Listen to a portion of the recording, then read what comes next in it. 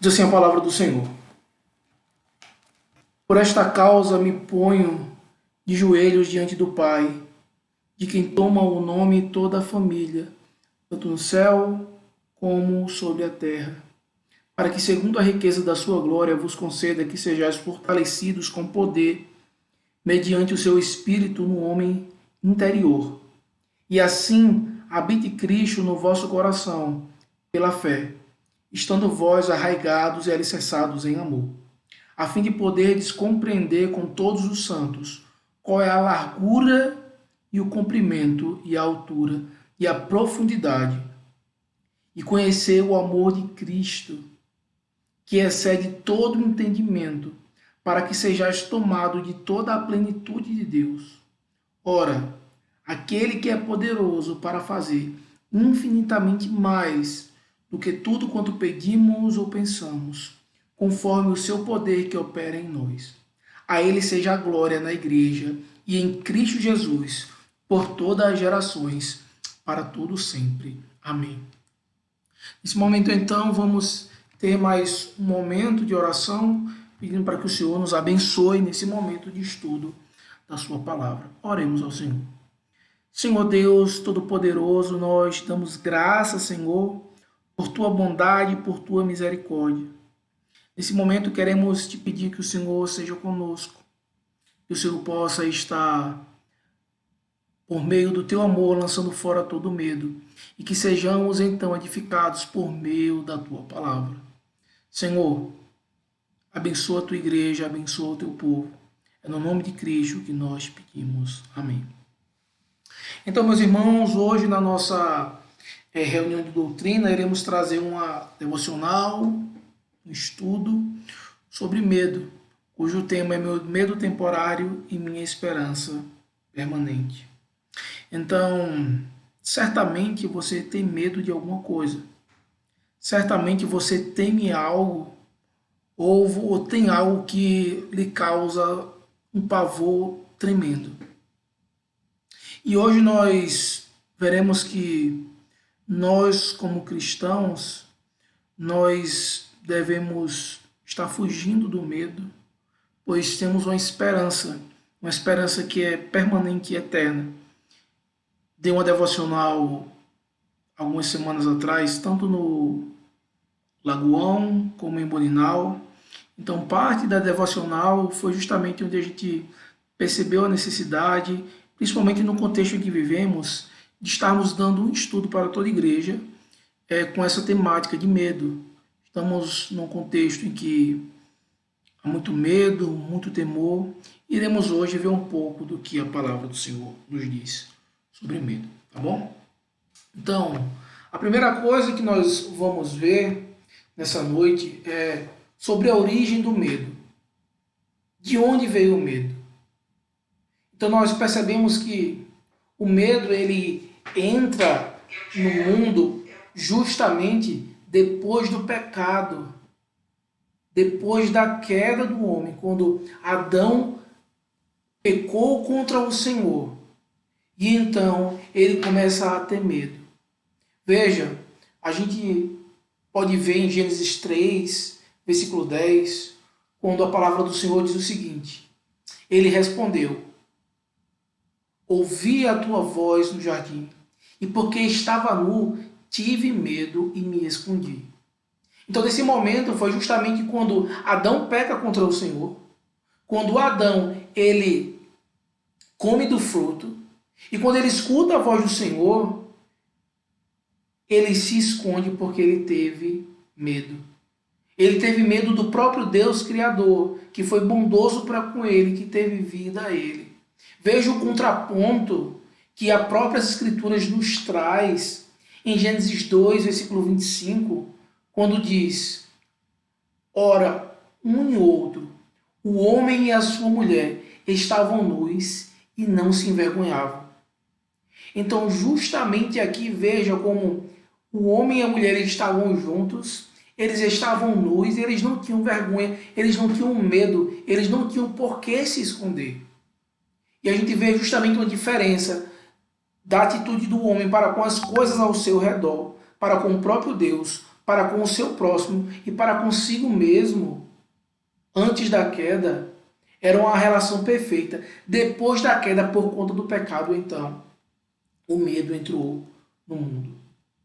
E quando nós vamos ver também um outro exemplo, quando a gente vê em Gênesis 9, 2, assim que Noé, ali ele sai da arca, diz o seguinte: todos os animais da terra e todas as aves do céu terão medo e pavor de vocês. Tudo que se move sobre a terra e todos os peixes do mar serão entregues nas mãos de vocês. Então, nesse momento, o texto vai mostrar justamente que aquela relação entre o homem e as demais criaturas, que era uma relação mais tranquila, agora teria medo e pavor na relação entre os homens e os animais. Antes da queda, no Gênesis 12, versículo 19, a palavra do Senhor diz assim: havendo, pois, o Senhor Deus formado da terra todos os animais do campo e todas as aves dos céus, trouxe-os a Adão para ver que nome lhes daria. E o nome que ele desse a todos os seres vivos, esse seria o nome deles. Então, veja uma diferença de agora onde teria medo e pavor. Em Gênesis 2:19, os animais iam até Adão, foi trazido até Adão os animais.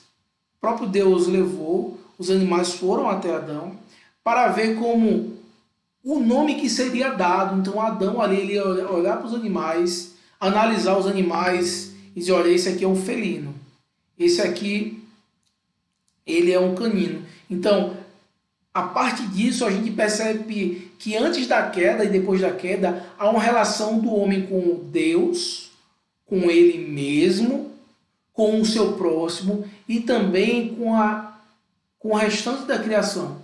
Então, há um contexto de medo, de pavor, por conta do pecado e todas as consequências que o pecado traz no mundo.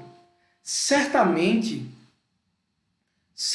nós podemos perceber como o pecado ele é extremamente prejudicial e por conta do pecado há medo.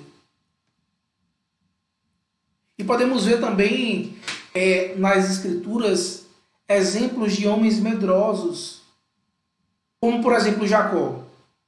Jacó, versículo 31 diz assim, em Gênesis 31, versículo 31, Jacó diz assim: Jacó respondeu: porque tive medo, pensei assim, para que não aconteça que me tome a força as suas filhas. Foi quando Jacó estava saindo da casa do seu sogro, e então uma de suas esposas rouba um poste ídolo, e Jacó, sendo perseguido, ele foge, ele tem medo de morrer, ele tem medo que então o seu sogro tome de volta as suas filhas, que ele já tinha passado vários e vários anos, mais de uma década, então trabalhando para pagar os dotes das duas filhas de Labão. Outro texto em que Jacó ele demonstra medo é em Gênesis 32, versículo 7, que diz assim: então Jacó teve medo e ficou angustiado. Dividiu em dois grupos o povo que estava com ele e também os rebanhos, os bois e os camelos. Então, Jacó aqui está para encontrar Esaú, seu irmão. Ele enganou o seu irmão, ele recebeu a bênção no lugar do seu irmão, e ele está com medo então que o seu irmão o fira, e ele começa então a dividir, porque ele tem medo de ser morto pelo seu próprio irmão. Os irmãos de José também é outro exemplo, quando a Bíblia em Gênesis 43, versículo 18 diz assim: os homens tiveram medo, porque foram levados à casa de José e diziam: é por causa do dinheiro que da outra vez voltou nos sacos de cereal que nós somos trazidos para cá, para que possa nos acusar e atacar, nos escravizar e tomar os nossos jumentos. Então, aqui eles estavam com medo de que acontecesse justamente um problema, porque eles estavam sendo acusados. José ali queria uma forma de trazer o seu pai e juntar toda a sua família, e eles estavam com medo então de que fossem acusados de roubo e seriam escravizados. Outro texto é Moabe, no caso aqui ele está se referindo aos moabitas, que teve grande medo deste povo, porque era muito numeroso e andavam angustiados por causa dos filhos de Israel. Então Moabe aqui estava com medo, porque tinha um povo muito numeroso se aproximando para atacar o povo de Israel, e então eles ficaram amedrontados. Então nós podemos perceber somente no Pentateuco, ali no início da revelação das Escrituras, que medo é algo presente na vida do povo de Deus. É algo presente na vida de Adão, de Noé. E percebemos que também é algo presente na nossa vida. E é algo que nós precisamos pensar um pouco a respeito e tratar justamente da maneira devida. Quando nós vamos olhar a relação entre o homem e o medo, nós percebemos então, como conceito de medo, que medo é um estado emocional provocado pela consciência que se tem diante de algum perigo, aquilo que provoca essa consciência. Então, muitas vezes, o medo é causado porque se tem algum perigo iminente. Muitas vezes não é real, muitas vezes é algo imaginário, fantasioso, mas também tem o medo de algo que realmente é real. Então, há esses tipos de medo. E se alguns sintomas de medo são sentimento de ansiedade, sem razão fundamentada, não tem motivo para ter, muitas vezes, uma explicação. Também uma grande inquietação quando há possibilidade de fracasso. Muitas vezes pessoas, quando estão para serem testadas ou está fazendo algo importante, ficam muito inquietos porque eles têm medo que eles possam fracassar no seu intento. E também um comportamento repleto de covardia. Muitas vezes pessoas com medo, elas agem de maneira covarde. Então aquela pessoa que muitas vezes é para defender um pai, para defender um filho, o esposo para defender a esposa, o irmão mais velho para defender o mais novo. E muitas vezes, por conta de ter medo de alguém ou de algo, de uma retaliação, de sair perdendo, então age com comportamento repleto de covardia. E então eu trouxe aqui alguns tipos de medo, justamente para nós olharmos como tem tipos de medo diversos. Então, esse abrutofobia é o medo de tomar banho, é a síndrome do cascão. A gente vê também aqui a acrofobia, que é medo de altura. Tem a afefobia, que é medo de ser tocado. Tem pessoas que têm medo de ser tocado. Algofobia, que é medo de sentir dor. Cosmicofobia, pessoas que têm medo de fenômenos cósmicos. Cristãofobia ou cristofobia ou cristianofobia, pessoas que têm medo dos cristãos. Demonofobia, pessoa que tem medo de demônios. Laicofobia, medo de não pertencer a uma religião. E também vacinofobia, pessoas que têm medo de vacinação. Trouxe alguns gerais que eu fui olhando, mas eu fui dar uma pesquisada, é uma lista enorme de fobias que são listadas, que as pessoas têm medo. Então o medo, ele é algo presente e algo real na vida do ser humano. E quando nós vamos ver as consequências que o medo traz na vida do homem, é algo que nós devemos então nos preocupar e analisar. A primeira coisa que nós vamos ver é que o homem, quando ele tem medo, uma das consequências que vem na vida dele é que o homem ele se torna incapaz de viver no presente. Ele se torna alguém incapaz, então, de perceber o que está acontecendo ao seu redor. Ele acaba não tendo uma leitura correta daquilo que tem acontecido, das coisas que estão realmente existindo, e o medo dele o incapacita de estar vivendo no tempo presente. Outra coisa também que o homem que tem medo, ele se torna incapaz de encarar o futuro. Ele tem medo de encarar as coisas que vão acontecer. Ele tem medo de encarar justamente os problemas que virão. E percebemos então que quem tem medo, a consequência é que os seus dias são marcados pela incapacidade de enfrentar a realidade do tempo. Então, As pessoas que têm medo, elas ficam tão temerosas que elas não são capazes de enfrentar a realidade dos problemas, das dificuldades. E muitas vezes ele não consegue sentir felicidade, prazer ou mesmo gozar a vida hoje, aproveitar o dia de hoje, o que está acontecendo ao seu redor. Ele se torna alguém que prefere não viver o dia de hoje para viver o dia de amanhã. E essas pessoas, quando têm esse tipo de ação, a vida delas é vivida no mundo de fantasia, sem relação com a causalidade, com o que está acontecendo realmente. E ainda menos com a verdade sobre si mesmo.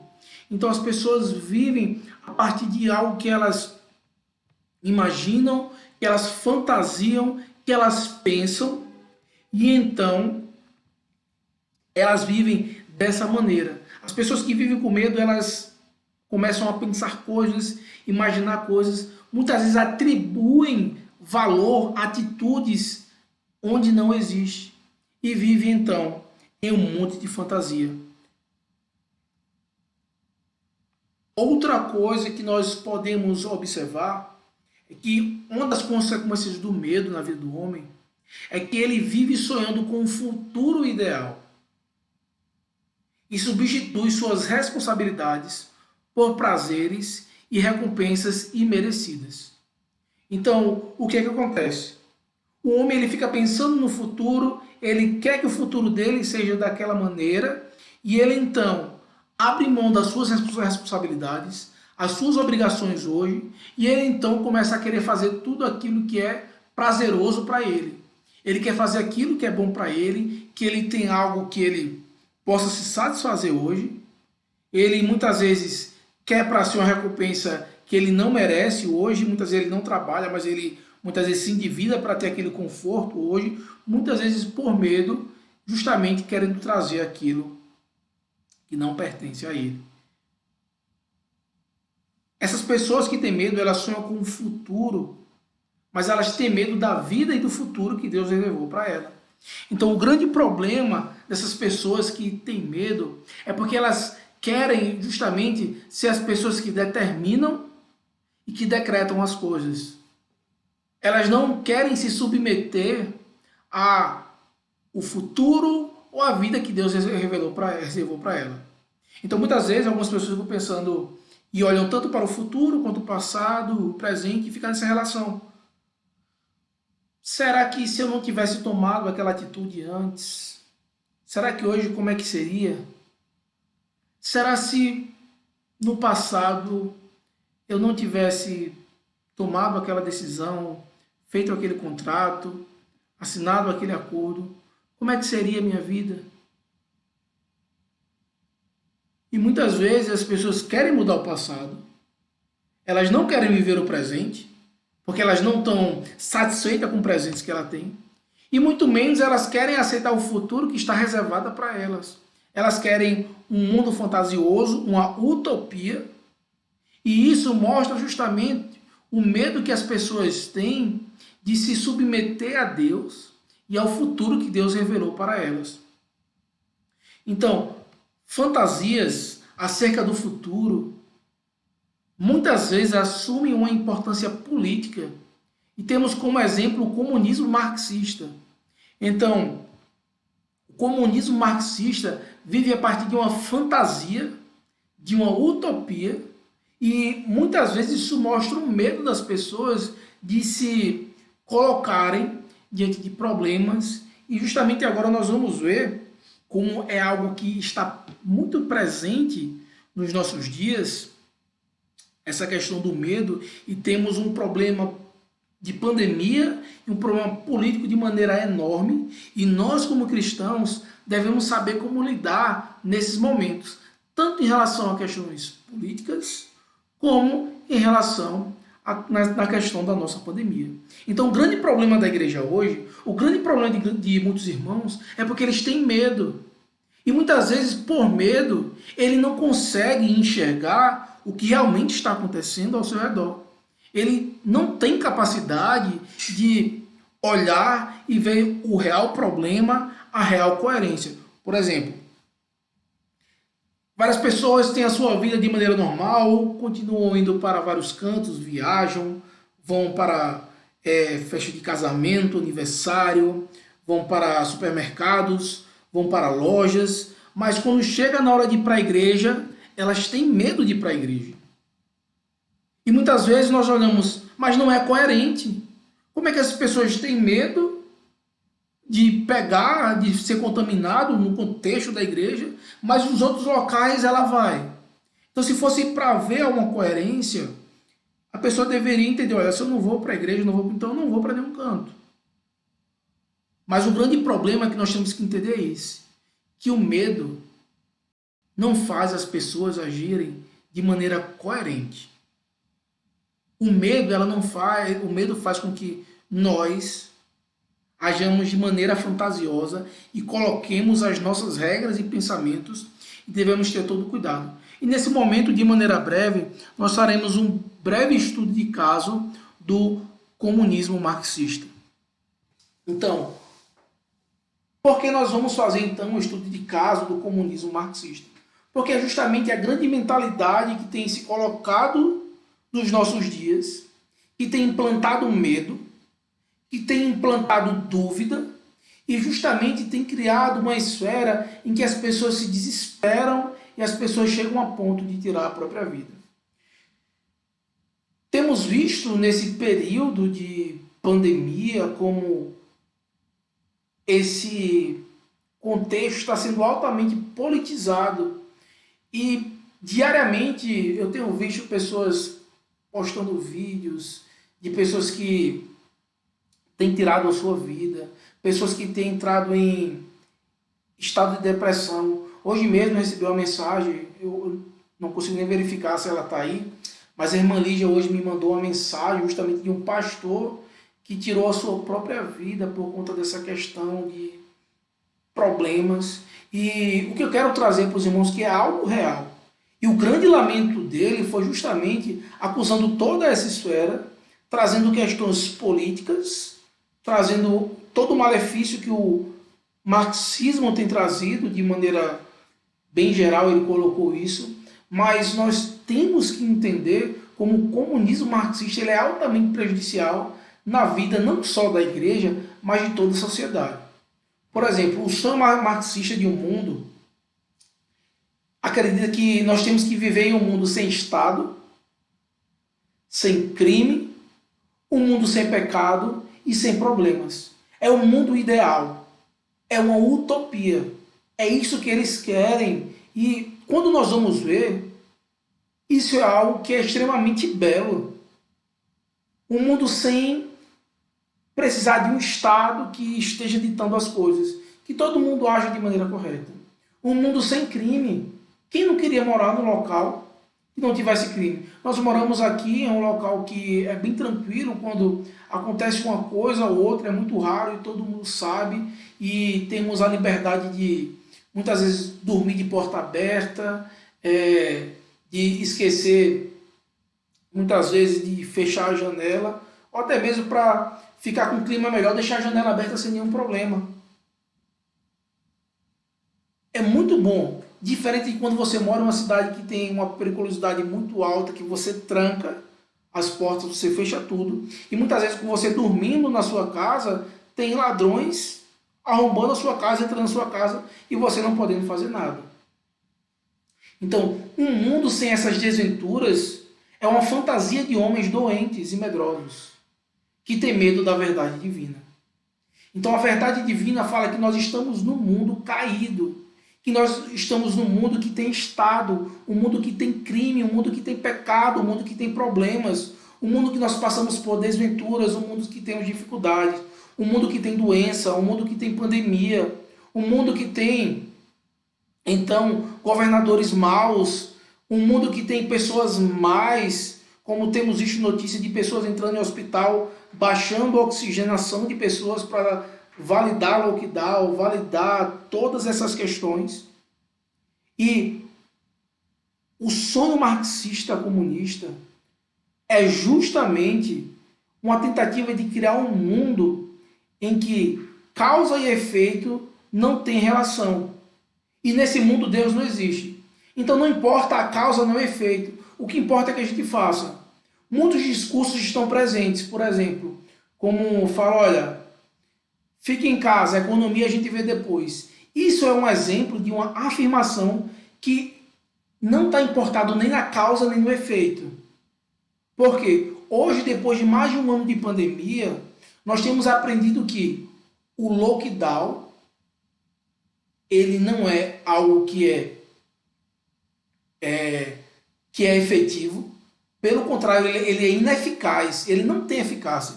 Não é só que a eficácia dele possa não. Ele é ineficaz, não serve para nada. A realidade é essa. OMS, vários órgãos no mundo já têm falado sobre isso, mas continua dizendo, fique em casa. Essa é a causa. E o efeito? A economia a gente vê depois. E nós temos visto como todo esse discurso, toda essa mentalidade, muitas vezes entra na nossa realidade e nós, como cristãos, ficamos temerosos. Porque nós não se preocupamos nem na causa e nem no efeito. Olha, não importa. Vamos fazer, é isso e pronto. Não importa se tem pessoa passando fome. Não importa se o preço das coisas vai aumentar. Não importa se tem pessoas que estão tendo prejuízo nos seus trabalhos. Nada disso importa. O que importa é justamente o nosso discurso e aquilo que nós queremos seja então realizado. Então isso é o grande problema do sonho marxista do que o mundo deve ser. Então nós temos que ter muito cuidado, porque todo esse discurso, quando é colocado, nos traz medo. Alguns dias mesmo nós estávamos, quando eu ainda estava o mês passado em Cabralha, passando no horário, um toque de recolher, passando então uma viatura, na verdade era uma ambulância, né, com aquela sirene, e realmente dá uma sensação de você ficar temeroso, você fica com medo quando você é obrigado a ficar em casa, você está trancado em casa, fica uma sirene ligada, e se você sair, você então pode ser preso ou multado, ou seja lá o que for. Mas há então um ambiente, todo um contexto em que o medo está sendo prevalecido. Então, pessoas sendo presas, e tudo isso nós temos que ter cuidado com essa influência comunismo marxista e nós não nos colocarmos a favor do medo. Outra coisa que nós podemos ver do comunismo marxista é que seu credo fanático atrai apenas alguns tipos de homens que estão tentando se esquivar do juízo divino, homens que estão tentando escapar da verdade de sua lamentável condição de pecador e que se chamam de justos e consideram suas obras como maravilhosas. Nós podemos olhar como, de maneira geral, sem citar de maneira específica, como muitas vezes os homens eles não querem, eles se esquivam do juízo divino. Muitas vezes nós mesmos que somos crentes, que sabemos que somos salvos, nós não queremos ouvir contra pecado. Nós não queremos ouvir sobre algo que vai contra nós. Nesse momento mesmo, você, por talvez defender o marxismo, o comunismo, ou achar que pode ter algo bom, você pode querer se esquivar de escutar aquilo que, por meio da palavra, nós estamos evidenciando que é errado. Então, muitas vezes, o medo, um credo fanático, destituído da palavra do Senhor, nos faz entender, olha, não há céu, não há inferno, não há pecado, não há nada disso. E é justamente o que o comunismo marxista vai dizer. E isso mostra que nós queremos escapar da verdade da nossa condição de pecador. Nós temos que entender que eu sou pecador. Nós somos pecadores. Nós devemos nos colocar no nosso lugar de pecador e entender que nós não podemos nos chamar de justos. Nós não podemos achar que nós somos justos. Que nós somos perfeitos, que nós não temos pecado, que as nossas obras são maravilhosas. Como nós vamos olhar na questão, como estamos tratando dos políticos, como muitos se colocam como justos. até mesmo tão justo quanto o próprio Deus, se colocam suas obras que estão fazendo bem, está fazendo bem para a população. E uma prova que não está é como está o nosso país como um todo, onde não se tem leito de hospital, onde se há mentira, onde pacientes não são tratados de maneira adequada, onde pessoas chegam a ponto de entrar no hospital e baixar a oxigenação de pessoas por conta do seu credo, daquilo que eles creem que realmente aquela afirmativa é o correto, então eles vão fazer tudo para que eles estejam, então, conseguindo os seus objetivos. Isso mostra justamente como o medo faz as pessoas agirem de maneira covarde, de maneira errada. Então, nada, entretanto, pode ocupar o fato de que são pecadores orgulhosos e revoltosos, tentando fugir da ira de um Deus justo. É justamente isso. São pecadores orgulhosos e revoltosos que querem fugir da ira de um Deus que é justo.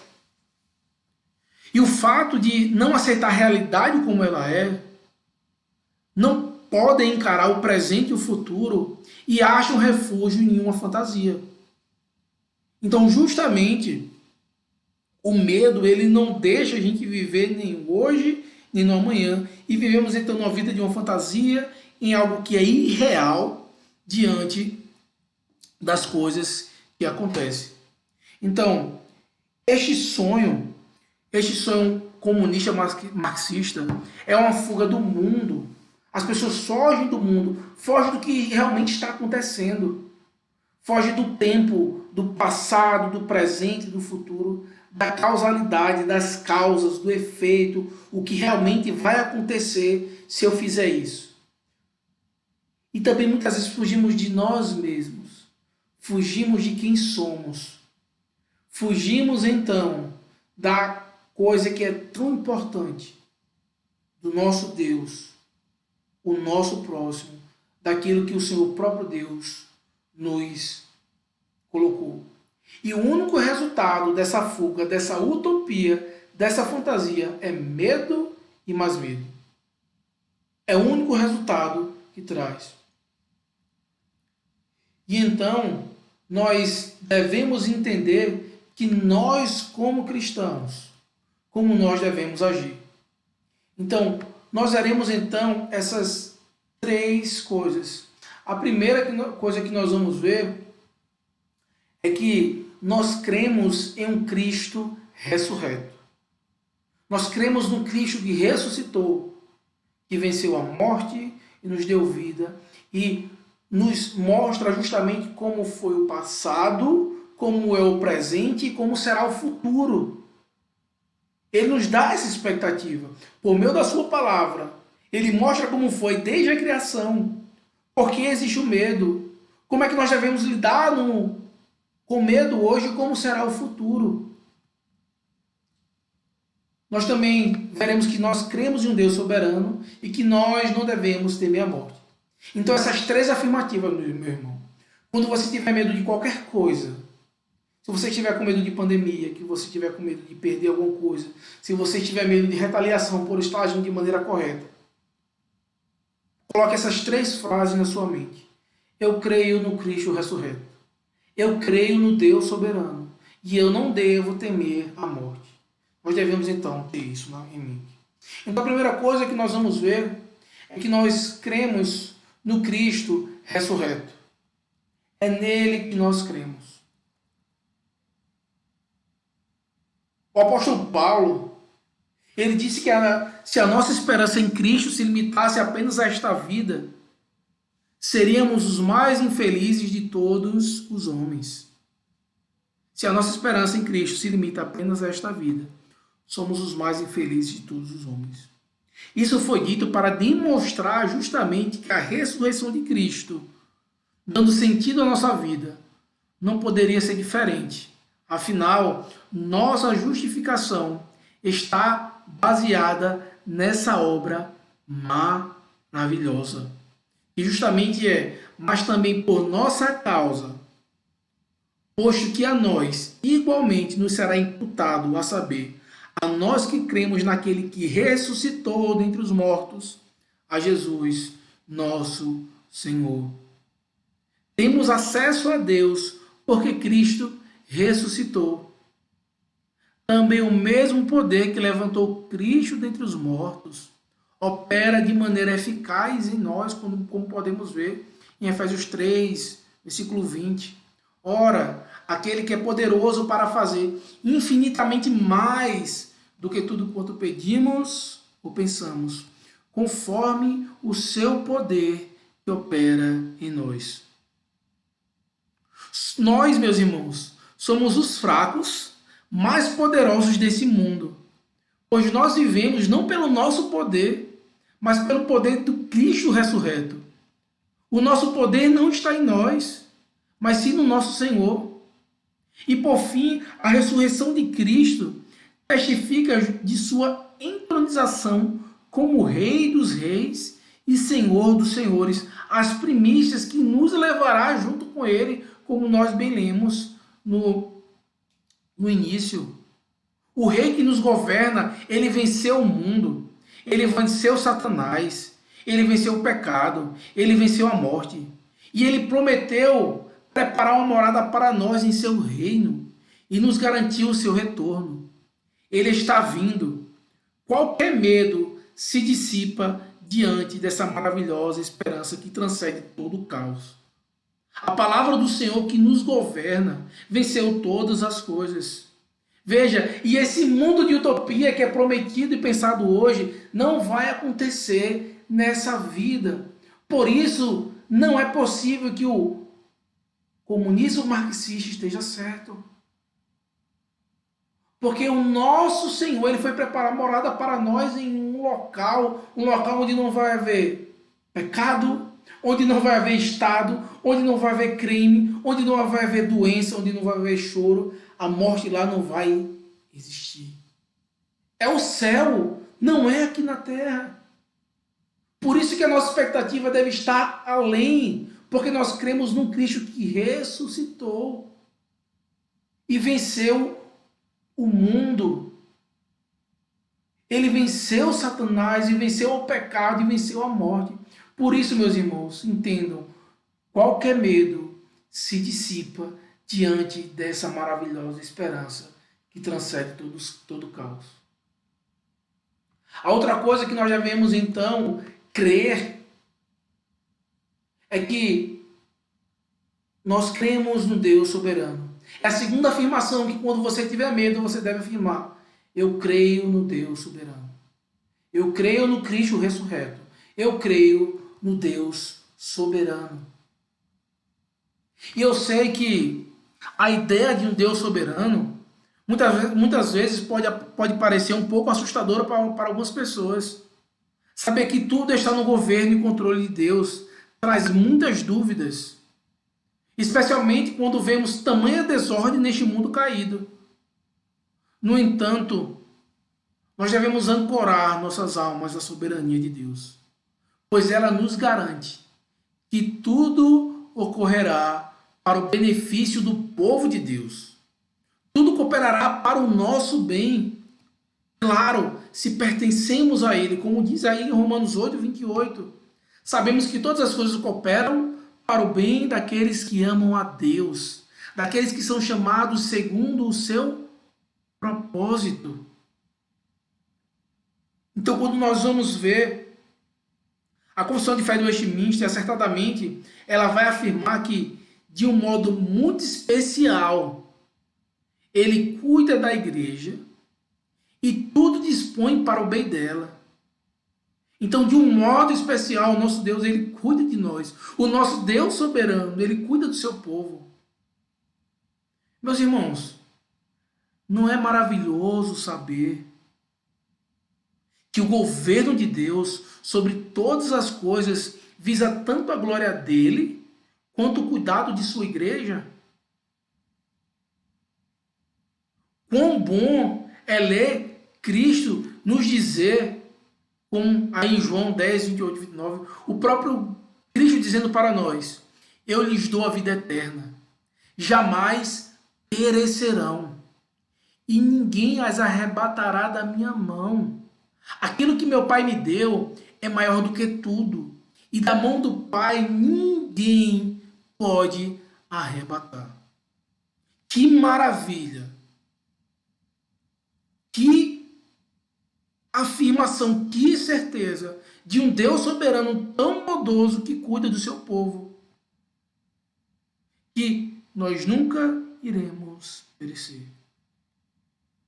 Ou ainda mais, saber que nada e ninguém pode separar-nos do amor de Deus que está em Cristo Jesus, nosso Senhor.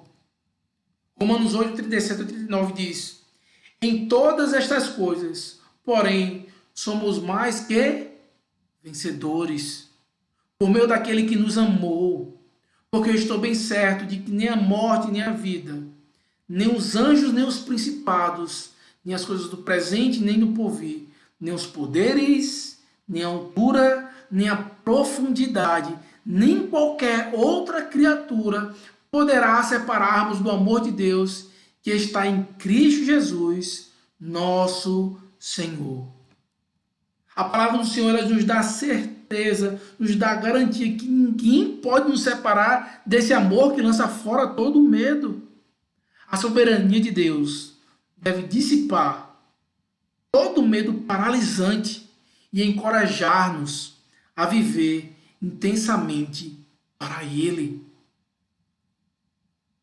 A nossa vida é para Ele. Nós não devemos temer nada.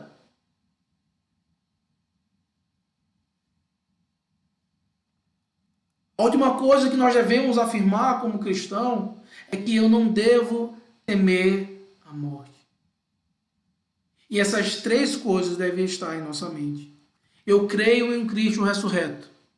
Eu creio no Deus soberano. E eu não devo temer a morte.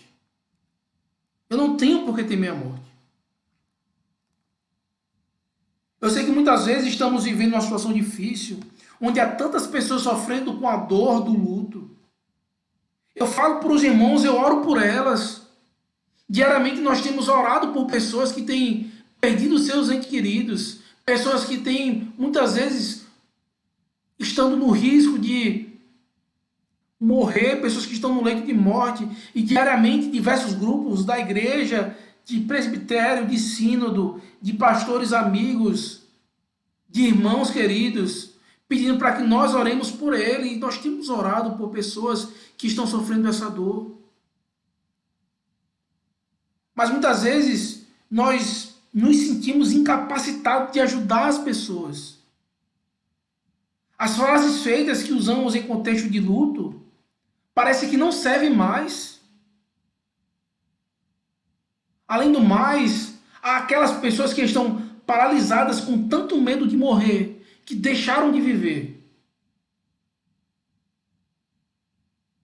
É possível também que eu estivesse com medo de morrer. Será que não tem a possibilidade que eu também esteja com medo de morrer?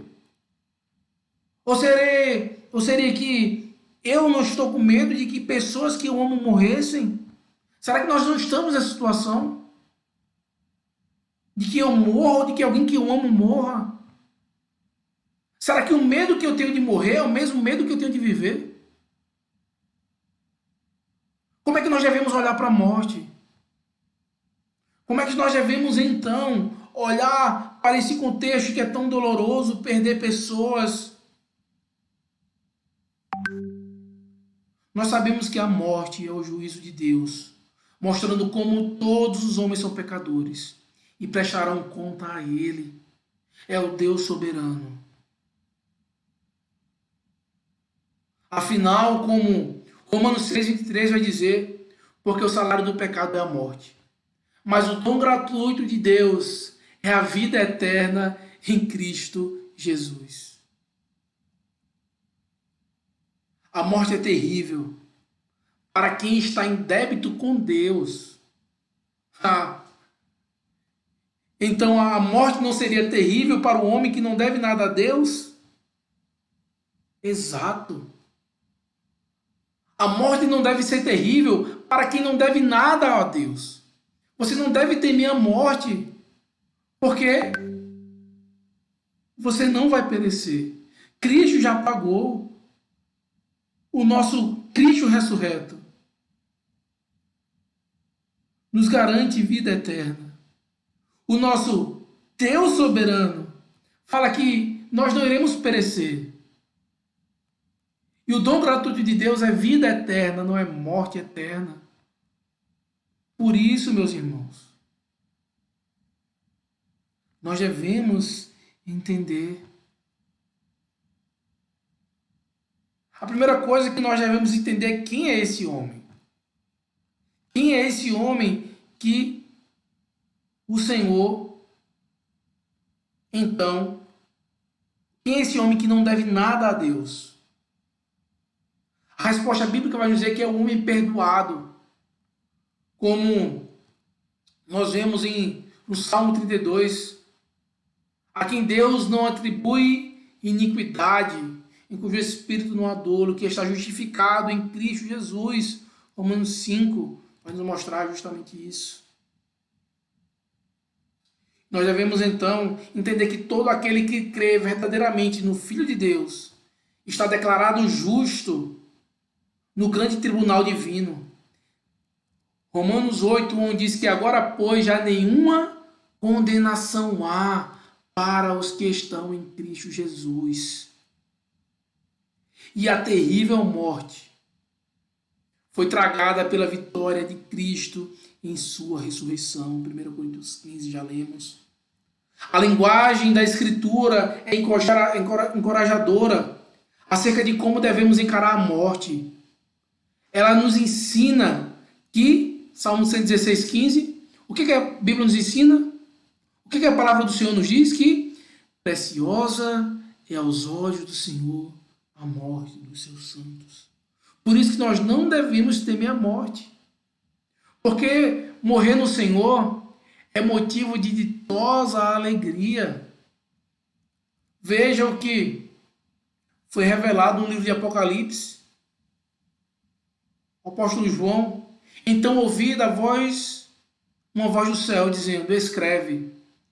Os irmãos, somente de Cabralha, os irmãos que têm acompanhado as lives, têm visto tanto as bem-aventuranças como o contexto do livro de Apocalipse. Bem-aventurados, macários, bem-aventurados, macários vem do grego, bem-aventurados. Felizes aqueles que têm o favor de Deus. Felizes são os mortos que desde agora morrem no Senhor. Abençoados são os mortos que desde agora morrem no Senhor. Sim, diz o Espírito, para que descansem das suas fadigas, pois as suas obras os acompanham. Veja como, por conta do pecado, então, o homem ele vai por meio de fadiga, ele tem medo. Agora o Espírito diz que felizes os que morrem no Senhor, pois eles descansam das consequências do pecado, pois as suas obras os acompanham. Em detrimento de tudo que foi apontado acima, tudo que nós vimos hoje, é evidente que a morte continua causando certo pânico para o cristão. Ou, no mínimo, um leve frio na barriga. Contudo, não permitamos que nós esmoreçamos. Como, por exemplo, um irracionalista, Kierkegaard, ele vai dizer que a morte implica para nós infinitamente mais esperança do que a vida comporta. Até mesmo quando saúde e força transbordam. A morte, meus irmãos, é apenas um fino véu que, quando tirado, nos revela a bondosa face do nosso Salvador e nos permite gozar de sua presença eternamente.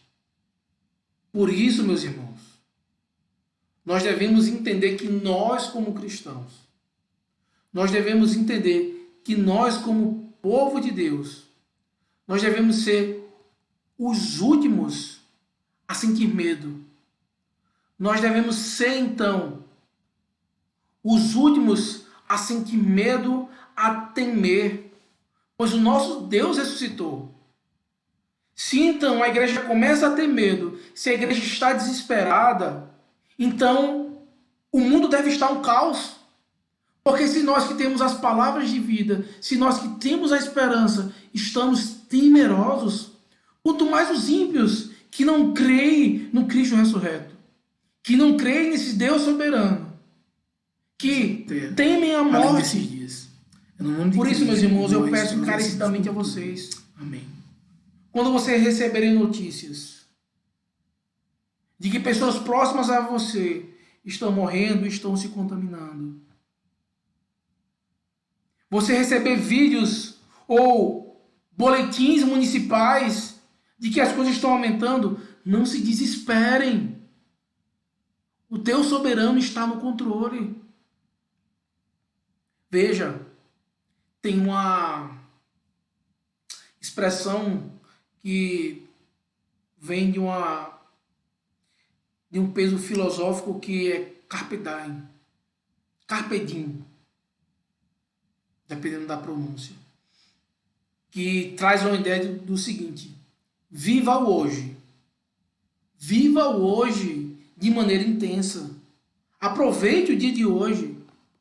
E, em certa perspectiva, as coisas como as pessoas estão vivendo hoje, eles usam essa expressão para se entregar aos seus prazeres, para entregar o seu coração àquilo que ele deseja fazer, tudo que ele pensa e ele quer. No entanto, nós como cristãos devemos entender que devemos viver também no carpe diem, mas que a nossa vida seja para o nosso Senhor, que o nosso presente, o nosso futuro não seja tomado pelo medo, mas seja tomado justamente pela perspectiva do Deus soberano que criou todas as coisas e nos dá esperança.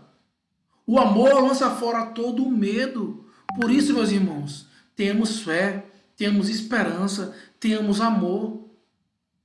As virtudes cristãs não podem desaparecer. O sofrimento, ele é uma ferramenta do próprio Deus. Então, purificando a sua igreja.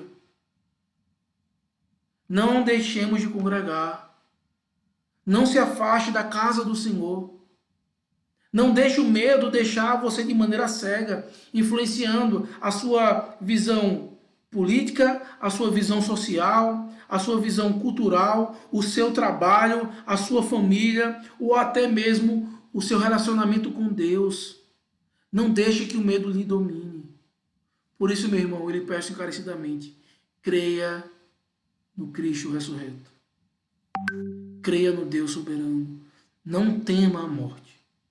Que o Senhor Deus possa então aplicar a sua palavra aos nossos corações e que possamos então ser alimentados por sua palavra e que possamos estar cada vez mais sendo edificados com a verdade do Evangelho. Amém? Vamos orar ao Senhor. Senhor Deus Todo-Poderoso, nós te damos graças por tua bondade, por tua misericórdia. Senhor, queremos te pedir que o Senhor possa estar aplicando a tua palavra nos nossos corações, que o Senhor possa estar tirando, Senhor, todo o medo, seja ele de qualquer caráter, que nós não possamos agir de maneira covarde, que nós não possamos, Senhor, sacrificar inocentes para que nós possamos ser, então, salvos. Sabemos que já fizemos isso uma vez, Senhor, quando o teu Filho amado Jesus Cristo morreu em nosso lugar, ele que era inocente. E que possamos então, Senhor, ver que o justo que morreu pelos injustos já é suficiente. Que se for preciso, Senhor, perder famílias, bem, prazer, se tudo se acabar, estaremos reinando com o Senhor. Nos dá uma perspectiva, Senhor, de um reino além, de um reino celestial. E que esse pequeno tempo que passamos aqui na terra como forasteiros, que possamos mostrar que fazemos parte de uma cidade celestial, de um povo que foi regenerado e redimido. É no nome de Cristo que nós pedimos. Se com algumas pessoas que estão doentes, Senhor, algumas pessoas que são próximas a nós, da nossa igreja, as congregações, Afonso, Dilene, irmã Maria, irmão José, Gilvan, que estão com suspeitas, alguns já foram diagnosticados, tem outros, Senhor, uns parentes e alguns irmãos. Senhor, nos ensina, Senhor, a olhar para a dor, para a morte, de uma maneira bíblica. Que possamos ter esperança, além dessa terra, além desses dias. É no nome de Cristo que nós te agradecemos por tudo. Amém.